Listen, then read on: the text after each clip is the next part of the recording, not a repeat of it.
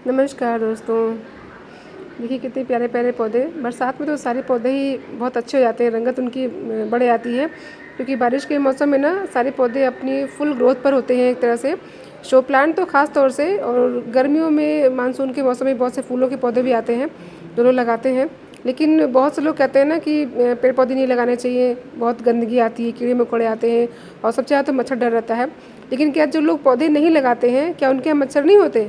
मच्छर तो उनके यहाँ भी होते हैं, लेकिन एक धारणा बन गई है कि आप ज़्यादा पौधे लगाओ तो मच्छर आते हैं। खैर कोई बात नहीं, जिनको पौधे पसंद है वो तो पौधे लगाते ही हैं, मच्छरों से नहीं डरते हैं। तो आइए आज मैं बताती हूँ आपको एक ऐसा पौधा जिसको लगाने से ना मच्छर दूर रहते हैं। उस पौधे में एक ऐसा लिक्विड होता है, तेल होता है, कि जो मच्छरों को आकर्षित करने वाली गंध होती है ना, जैसे कार्बन डाइऑक्साइड होती है और लैक्टिक एसिड होता है, तो उन गैसों को ना मतलब उसका असर कम कर देता है। उससे मच्छर भाग जाते हैं, नहीं आते हैं, और वो काफ़ी मात्रा में मतलब कि मच्छरों को दूर भगाता है। तो आइए देखते हैं कि वो कौन सा पौधा है। ऐसे बहुत सारे पौधे होते हैं जो मच्छरों को दूर रखते हैं, लेकिन आज मैं आपको एक पौधे के बारे में बताऊंगी। और नॉर्मली वो पौधा हम सब लोगों के घर में होता है, कुछ लोगों का नहीं होता है, नहीं पता होता है, लेकिन वो एक हर्बल प्लांट भी है। उसको हम एक हर्ब की तरह यूज़ करते हैं। ये देखिए, ये है लेमन ग्रास।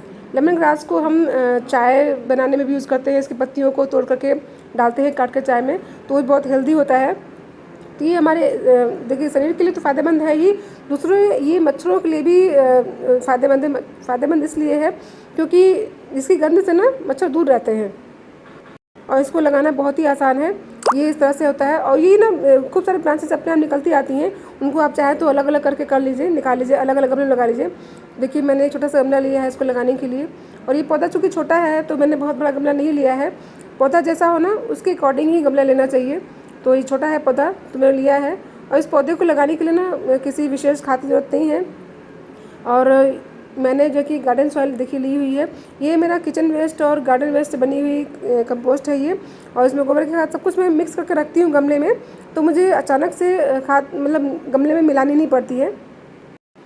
और इस पौधे को निकालना बहुत ही आसान है। चाकू लेकर के ना ऐसे गमले के किनारे किनारे ऐसे घुमा दीजिए, तो घुमाने से ना क्या होता है कि आपका पौधा मिट्टी को मतलब बिना डिस्टर्ब किए और पौधे की जड़ों को बिना डिस्टर्ब किए हुए बहुत अच्छे से निकल आता है। देखिए निकल गया है।